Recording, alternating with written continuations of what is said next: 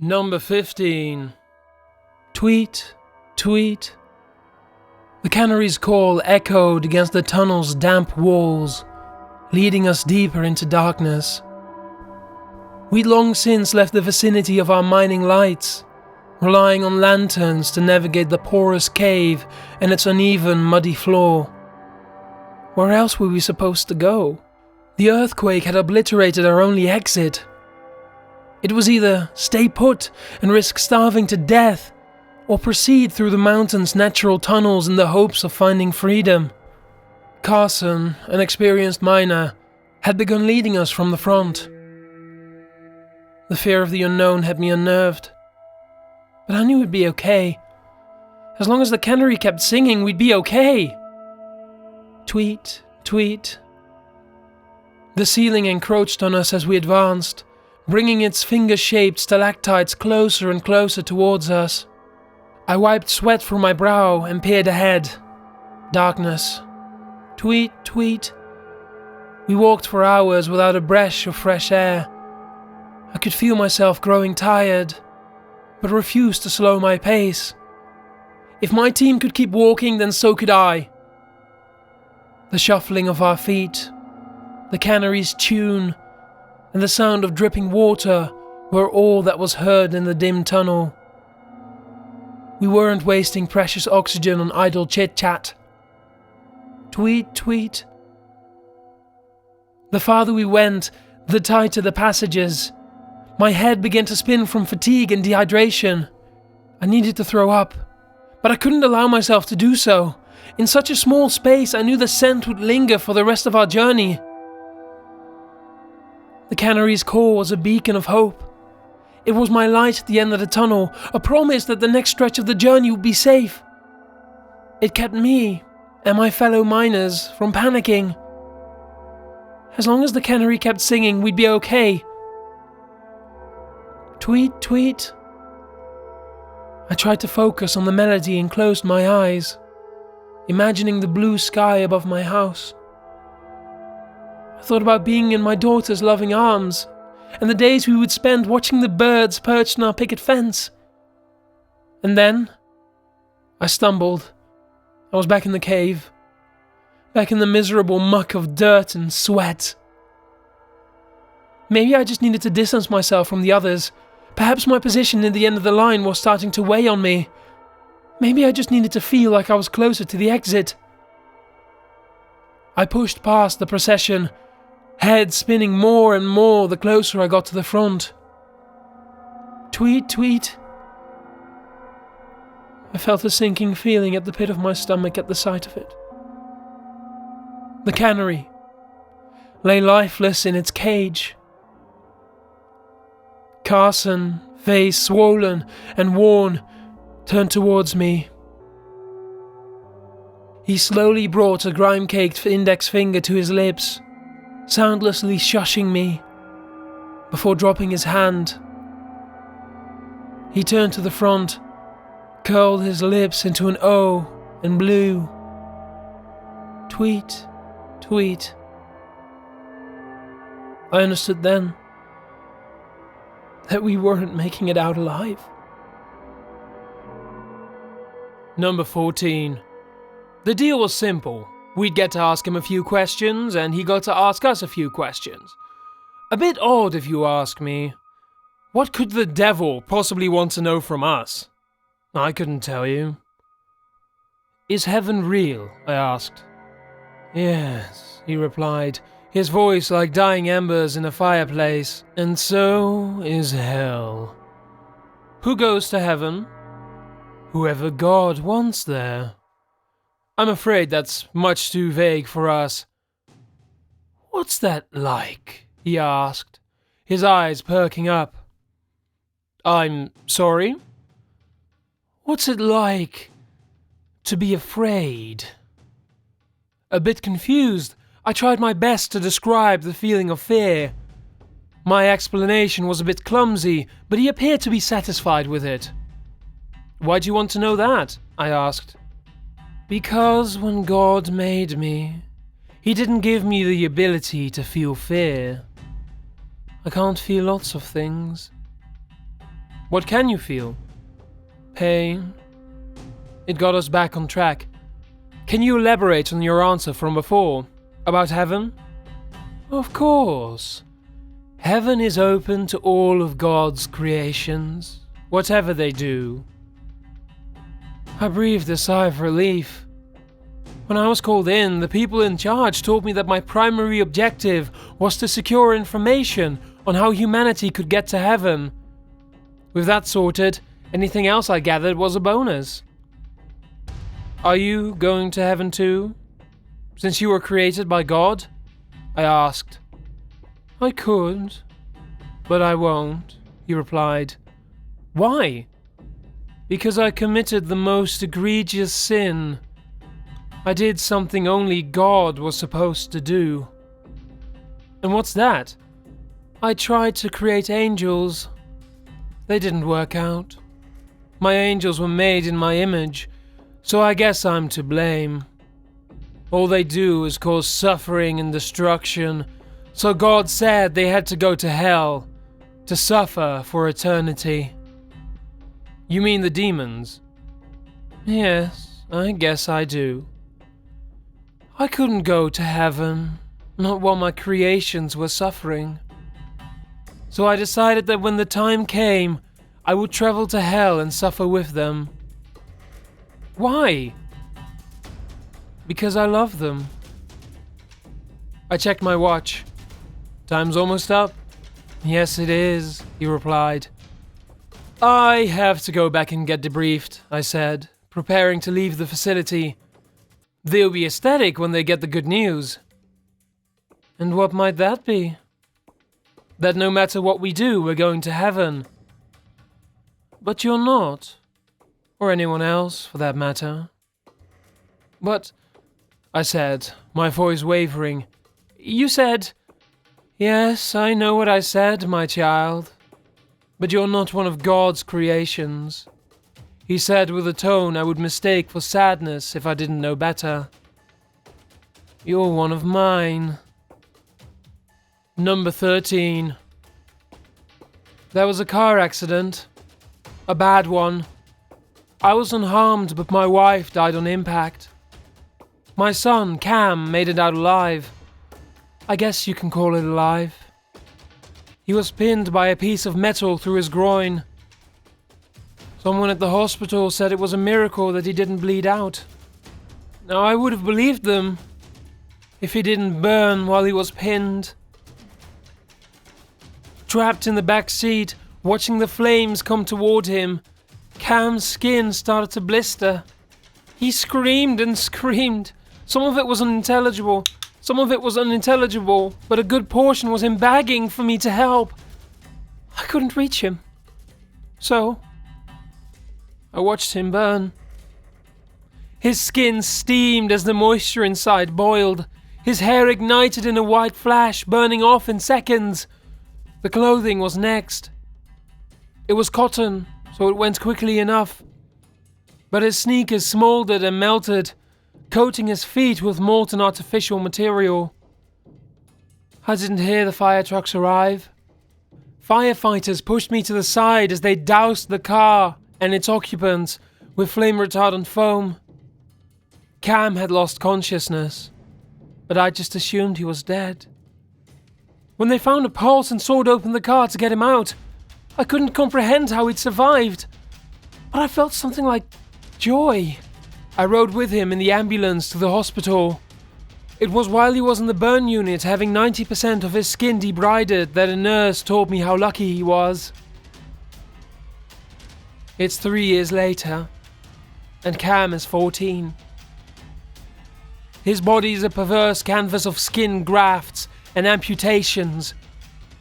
His arms and legs were burned to the bone and had to be removed. While in the burn ward, a staph infection developed in his lower jaw, which also had to be amputated. His tongue and teeth were taken from him, and a large flap of skin was sewn from his chest to the area right below where his nose used to be. Now his neck is forever craned downward. His eyes were unscathed, though.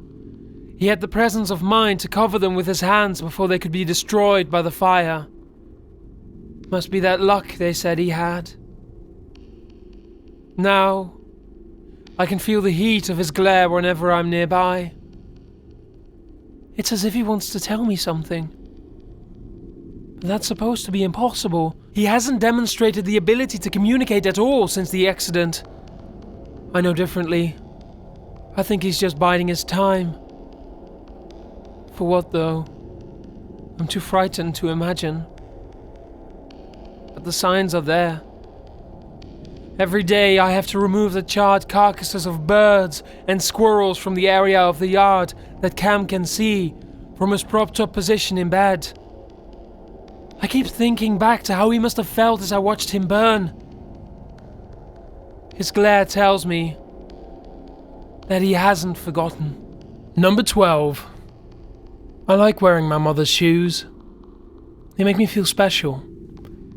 They're thin and sleek with narrow stiletto heels and a little bow at the front. My feet get a little sweaty in them because they're made of real leather, but that's part of their charm. They're high quality. That's why they're mother's favorite pair. Father doesn't like me wearing my mother's shoes. He says it's not right for a man to do.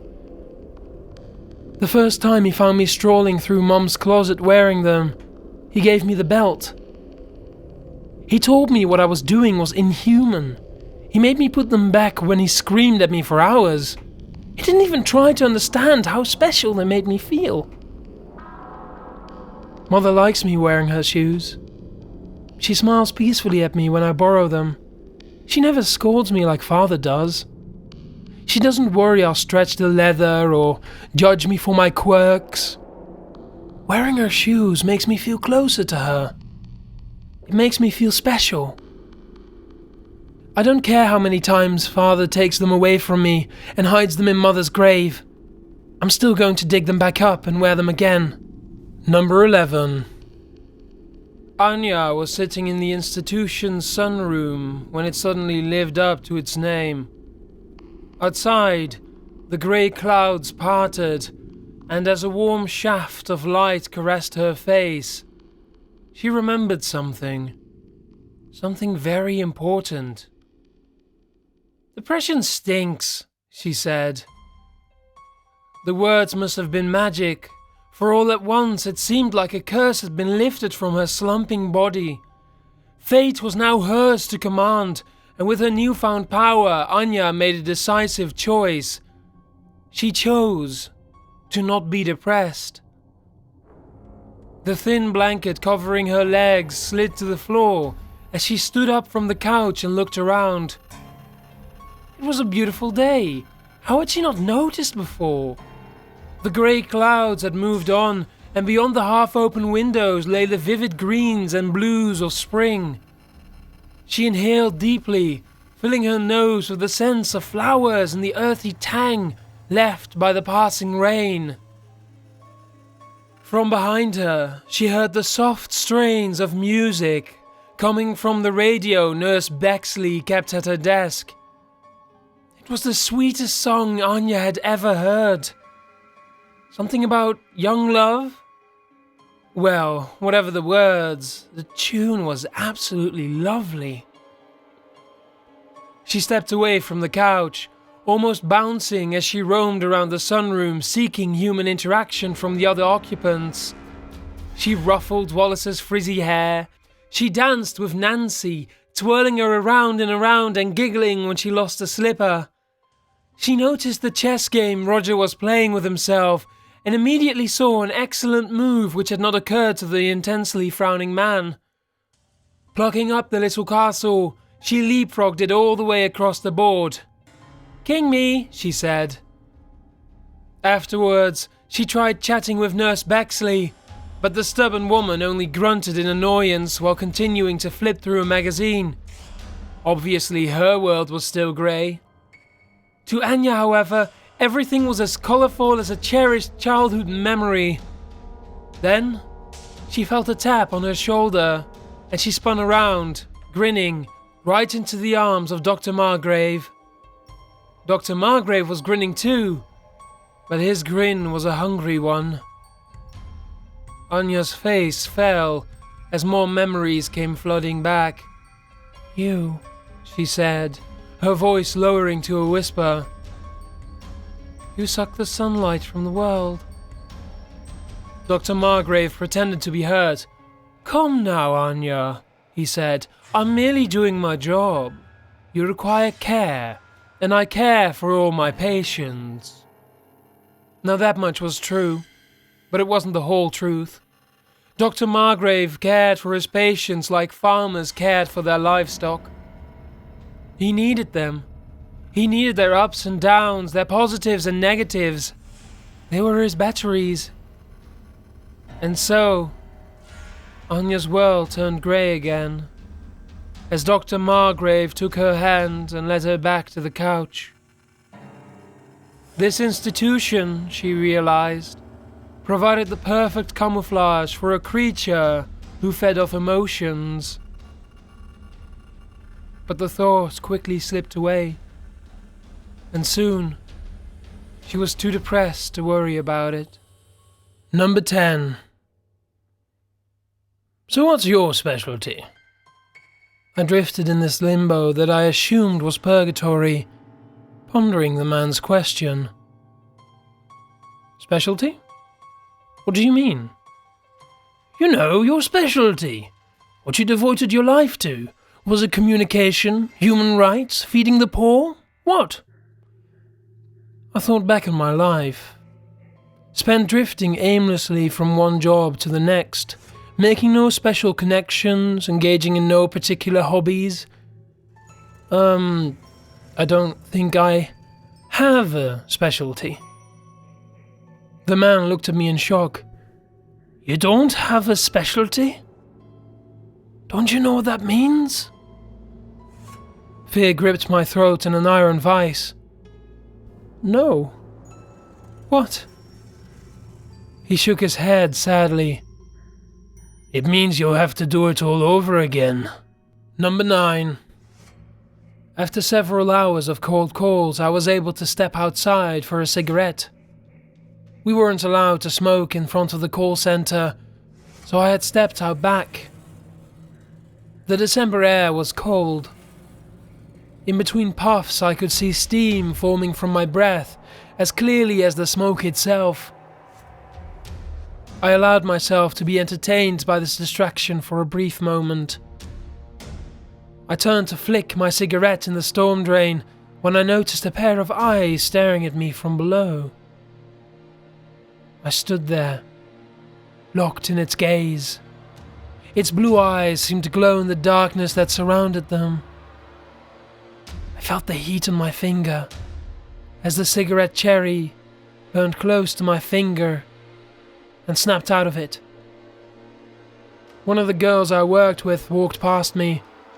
A black hand shot from the storm drain and grabbed her by the ankle. She screamed loudly as she was pulled through the small metal opening. Loud sounds of teeth tearing into flesh and bones snapping filled my ears. After a moment, that could have been anywhere from a few seconds to an hour, the blue eyes returned and stared intently into mine. I slowly backed away and darted inside. A few of my co-workers were headed out for a smoke. I could hear their muffled screams as I continued down the hall and back to my cubicle. I'd always wanted to quit. It's safe to assume I won't be stepping out back anymore. Number 8. It's a little-known fact that the act of scratching releases dopamine into your system. This means that every time you scratch an itch, you're not just relieving a discomfort, you're making yourself feel better. It's no surprise then that some people can take it a little too far. Craig had an awful itch that needed to be scratched. His short fingernails desperately dug along flesh, hoping to alleviate the horrid sensation tinkling inside of him. Scratch, scratch, scratch. Ah, it felt so good. Scratch, scratch, scratch. He broke the skin. Blood began to trickle out, but his fingers had not yet reached the spot nagging at him. Scratch, scratch, scratch. Dopamine seeped into his system, filling him with a pleasant sense of relief, though not enough to stop him quite yet. Scratch, scratch, scratch. Oh no, he couldn't stop, not even after he made it through all the layers of skin and to the muscle tissue. The itch ran deeper. Scratch, scratch, scratch. He could see something white just outside of his reach. And there was no going back now. The itch was so strong, he needed to scratch that white form hiding under the muscles. Scratch, scratch, scratch. His fingertips finally reached the femur's bony surface. The itch was gone, and Craig let out a sigh of relief. It felt so good. He had all the pleasure of scratching an itch without any of the pain. Just as Craig thought he was finally done, he felt another itch. Right behind the eye. His bound victim thrashed and screamed in panic as Craig's bloody finger approached his face. He couldn't help it. It was just an itch that needed scratching. Number 7. I hate fake people. My dad says it's hard for me to relate to them considering I was built perfectly. But I still don't understand why anyone would want to pretend there's someone they're not. Sure, we all put on a face at work or out and about on the town, but that's not what I'm talking about. I'm talking about the ones that never reveal their true selves. I know many of us can't handle opening up to someone easily, but again, that's not what I'm talking about. Even the shut-ins open themselves every so often, whether it be to a cat, dog, or even God. I think that's beautiful. It's the kind that supplement themselves with all kinds of things to fit in. No, not alternative people with their tattoos and piercings. They're working towards expressing their true selves to the fullest extent. I thoroughly applaud that. But those bimbos out there with their plastic noses and cartoon tits disgusts me to the core.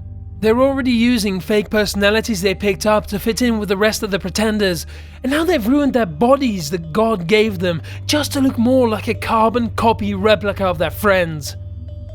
Who was the first, I often wonder, that they're all trying to be. As bad as they are, I find it somewhat easier to overlook them than the rest. They're too simple to understand that all things happen for a reason. My dad taught me that. How God has a plan for us all, and it's despicable that anyone would choose to go against their destiny. And yet, people do. Beyond changing their face and chest to better fit the mold, amputees attach fake arms, burn victims wear the skins of others, and cancer survivors augment themselves to pretend they're still whole. It sickens me. I'm sure you think I'm awful, but hear me out. I hate fake people because I think everyone should embrace God's way. Embrace themselves, their path, and what their life has taught them. Wear injuries and pain with pride that you have survived so much. But no. You'd rather pretend, slap the man upstairs in the face, ignore what has been given to you, cover it all up with makeup and a smile so your friends won't have to accept you for who you've become. Even when they've got their own scars they're covering up. Oh, how I wish I could say, I've come up with a way to make everyone understand my perspective. Well, the perspective I had, anyway. See, I was in a minor accident recently. And before you say, ha! I didn't need any surgery, or any of that plastic nonsense. It was a simple trip down the stairs, nothing more than a few bruises here and there. I fully intend to wear them with pride. The thing that messed with my beliefs when I finally landed? When a glass eye popped out of my head. Number 6. My daughter found an old dumbwaiter in her closet. I never even knew we had one. It led down to the basement, but apparently the compartment got bricked up before we moved in. She was pretty disappointed when I told her I wasn't going to break down the wall and make the thing functional again. She wanted to send me little presents from her room while I was watching the game in the basement. Still, she liked hanging out in her closet and pulling the thing up and down. I figured there were worse things she could find interesting. One weekend, the girls were playing in her room. They were using the dumbwaiter as always, sending one of their dolls down, making up a little story, and then rescuing it. I heard a little bump when the kids accidentally hit the bottom of the shaft with the dumbwaiter compartment. Then they pulled it back up. The youngest one screamed. I didn't flinch. The 4 and 7, they're always screaming. But then her sister started in. My wife and I ran upstairs and the girls were backed up against the far side of the wall, wailing and crying. I tried to ask them what was wrong, but they were inconsolable. The older one pointed at the closet. I went inside and looked. Inside the dumbwaiter compartment was their pet hamster. Only really messed up. Its eyes were expelled from its sockets and all of its guts were pushed out, its backside, in grisly tangles of rodent offal. My wife tried to comfort the girls and they'd finally stopped screaming. They kept saying they never put the hamster in the elevator, that's what they called it, and he never left the cage. We didn't bother to chastise them for lying at that point. They were obviously too upset. My mind was elsewhere though. I was trying to figure out what the hell had happened to the hamster. It was inside the compartment, so it couldn't have gotten crushed underneath when it was dropped. It almost looked like the poor thing got put in a vice and squeezed to death. We let the kids sleep with us that night. My thoughts kept going to that hamster.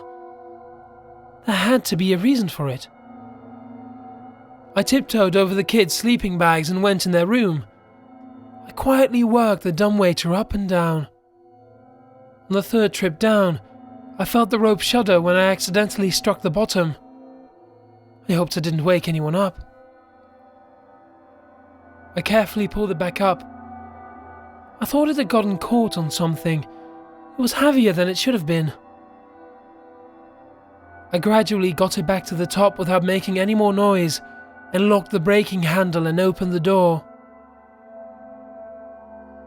The empty eye socket of my youngest daughter gaped at me as she tumbled out of the dumbwaiter, her entrails sliding out after her. Number 5. It began like almost any change, with a near-death experience. A motorcycle accident, actually, but please refrain from repeating everything I've already heard before. Trust me, I won't be getting on one ever again. I've paid dearly enough for that lesson. I first mistook them for hummingbirds, the flittering little beasties, but it didn't take long for me to get a closer look. When you live on the edge of a city, you're not too accustomed to seeing hummingbirds flying around nearly everywhere you look, much less in packs. I was housebound for several months during my recovery, which gave me more than enough time to examine them. What interested me most is how they always seemed to be searching for something they never seemed to be able to find. Fun fact though, bird feeders don't draw them any closer, but blood does. I found out the hard way, basically ignoring my instructions and letting my dumbass think I knew better than my doctors. Walking didn't work well for me and I wound up cutting my hand on a brick wall on my way down. Almost immediately, one of the pixies on the fringe of a smaller pack snapped its crooked little neck and gunned for the wall. I almost thought it would hurt itself, like a bird flying into a window, but it landed perfectly, sniffing and touching the tiny bit of blood with the utmost focus. It danced around it for a few moments before eagerly licking it up with a barbed black tongue, briefly looking around as though to make sure none of the others noticed. The creature sniffed the air again and eventually focused its head towards me with a ravenous hunger. It was then that I finally noticed the eyes. Smoking coals with white-hot pupils that burned with a sort of ancient rage. Wounded or not, I instantly smacked the fuck out of the thing. Purely reactionary, like my primal subconscious acted before I knew what was happening. My doctor said hitting my arm against the wall is going to add a few weeks to my recovery, but I'm pretty okay with that. Because a few of the winged little monsters have been looking at me curiously lately. I'm starting to worry it has to do with all the transfusions I needed after the accident. I'm not so sure they're pixies after all. Number 4. Construction on my brand new condo finished this summer. Not wasting a second, I broke lease on my musky apartment and moved in as soon as possible. I rather enjoyed knowing I was the first resident living here. There was no wear and tear, no smoke stains on the walls and no damage to the structure. The only issue was a light clattering sound whenever I used the commercial sink in my laundry room. I rarely used it, so I didn't bring up the problem to the contractors.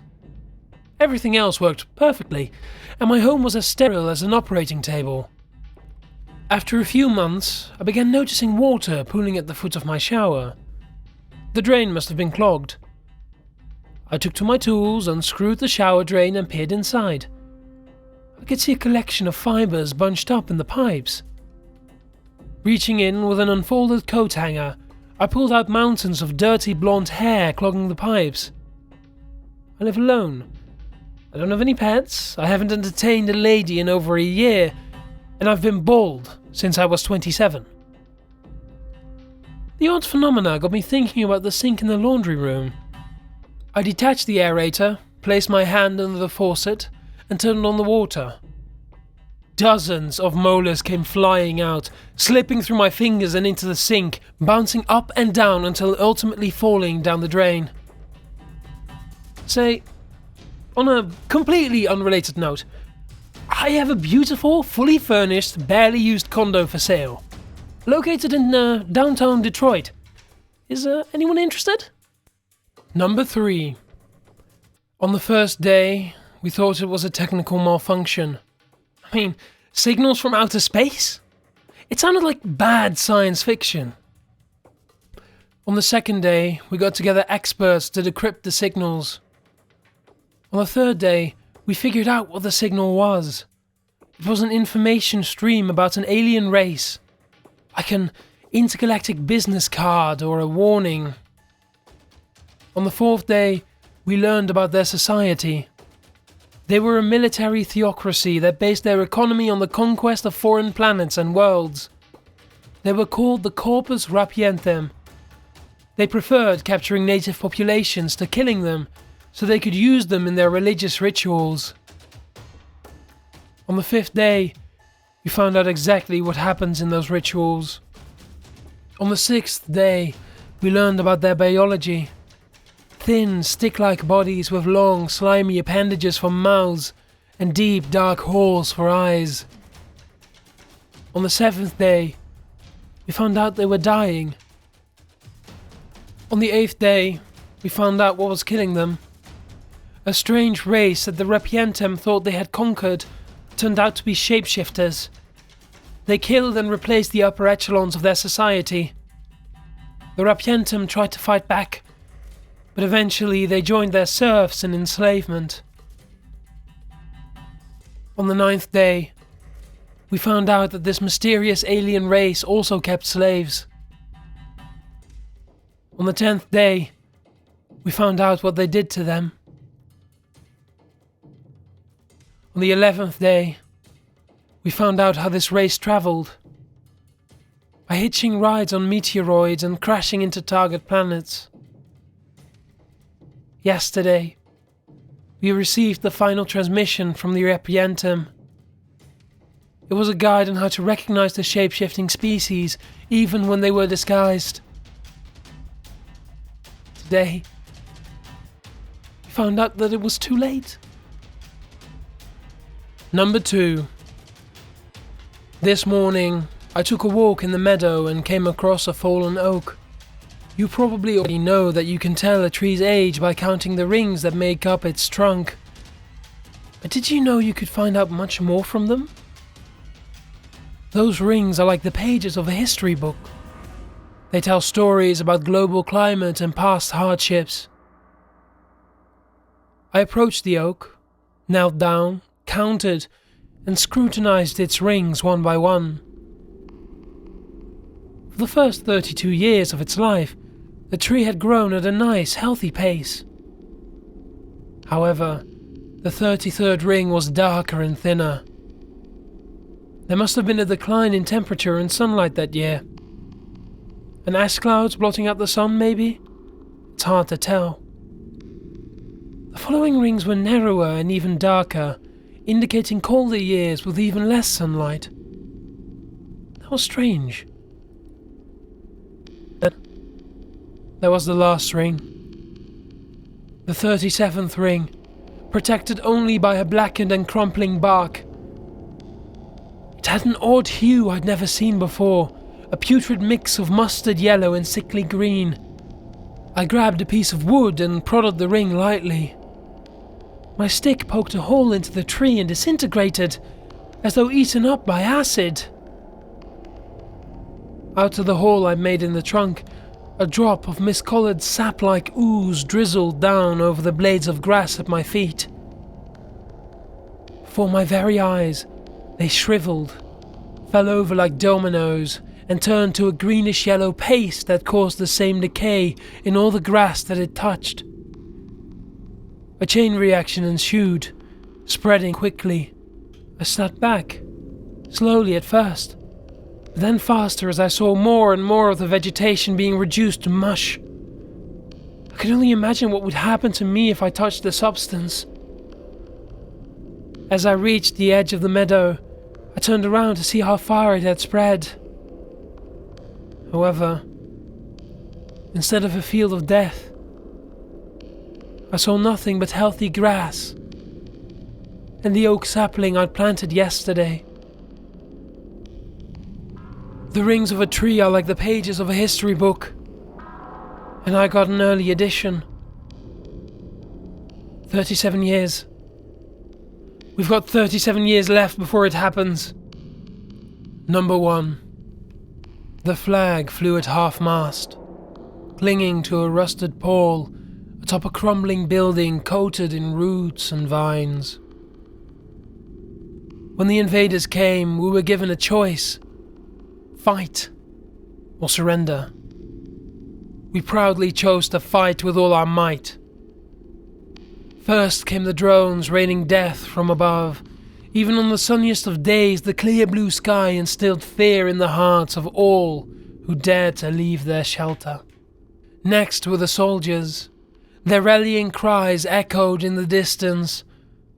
The front line drew closer and closer to our homes, until they waged wars and held siege right outside our doors. Still, we did not surrender. Then came the biological weapons. Yellow haze blinded brave men and women fighting for their nation. Clouds of emerald melted their skin and infected their mind. They lived on, in agony, until the morning of the red fog. Their blood boiled and evaporated, covering the landscape in a crimson steam. The worst was the sabotage. We decided that if we couldn't have our land, then that no one could. We poisoned the crops, killed the animals, and polluted the waters until there was nothing left, not even for our own survival. Our children were the first to die. Unaware of the danger, some ate tainted food supplies, others died of starvation, and some simply melted into our rivers of acid. The bodies we could find were buried in unmarked graves, or thrown in overflowing ditches along unpaved roads. Finally came the mushroom clouds, the last nail in humanity's coffin. They rendered the world inhospitable for the few remaining survivors. Before long, all that was left was a wasteland of bones and morphed shadows clinging to broken walls. Turned white by acid rain, bleached by the sun and worn by time, the flag continued to sway gently in the breeze. In the end, it was not a nation or its people that surrendered. It was humanity itself. And so, the white flag flew at half-mast for a species too proud to survive. Hello there, ladies and gentlemen, Sir Ayme here. I recorded this all in front of a live audience over at twitch.tv/SirAyme, so why don't you join me over there, or consider subscribing to my YouTube channel, which you can find in the description down below, and I'll see you all later. Cheers!